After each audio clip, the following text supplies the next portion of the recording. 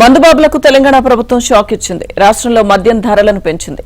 క్వార్టర్కు 10, హాఫ్కు 20, full బాటిల్కు 40 రూపాయల చొప్పున ధరలు పెంచుతూ ఎక్సైజ్ శాఖ ఉత్తర్వులు జారీ చేసింది. ఈ ధరల పెంపు వల్ల ప్రభుత్వానికి నెలకు 160 కోట్ల మేర అదనపు ఆదాయం లభించనుంది. కాగా క్వార్టర్ 110కి అమ్ముతున్న చీప్ లిక్కర్ ధరను మాత్రం పెంచలేదు. ఎక్కువ మంది పేదలు తాగే మద్యంగా దీనికి గుర్తింపు ఉంది.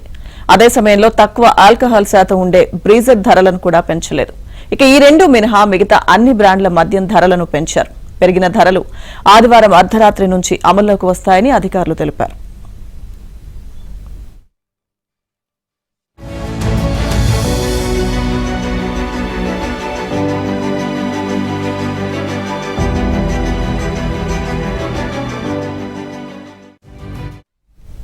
వాస్తవానికి 2023 మే నెలలో మద్యం ధరలను క్వార్టర్కు 20 పెంచారు. అయితే మళ్లీ 2 రోజుల్లోపే ఆ పెంపును 10కి పరిమితం చేశారు.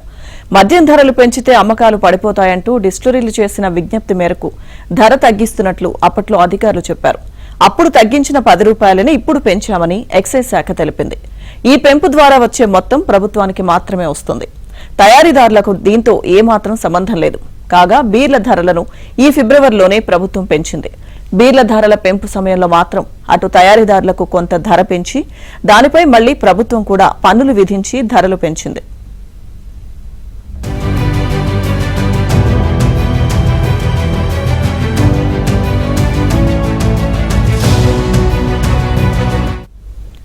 ఇష్టం వచ్చినట్లు మద్యం ధరలు పెంచి తాగుబోతుల ద్వారా రాష్ట్ర ఖజానా నింపాలని చూస్తారా?